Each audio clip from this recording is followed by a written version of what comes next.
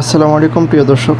চন্দ্রগঞ্জ পৌরবাজার বড় হুজুর মসজিদ সংলগ্ন আনন্দ এবং উপকূল বাসের মুখোমুখি সংঘর্ষে আসলে দেখতে পারতেছেন যে পুরা রাস্তা জ্যাম হয়ে আছে।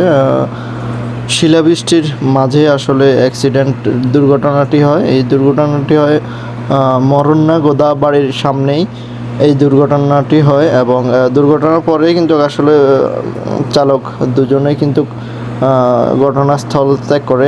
এই মুহূর্তে দেখতে পারতেছেন আপনার রাস্তা পুরোই জ্যাম হয়ে আছে। নোয়াখালী এবং ফেনীগামী যে মহাসড়ক, সেই মহাসড়কটি দীর্ঘ লম্বা লাইন আপনারা দেখতে পারতেছেন। দুইটি গাড়ি মুখোমুখি সংঘর্ষে আসলে রাস্তা ব্লক হয়ে গেছে, যার কারণে রাস্তার জ্যাম হয়ে গেছে এবং এই যান চলাচল ব্যাহত হচ্ছে।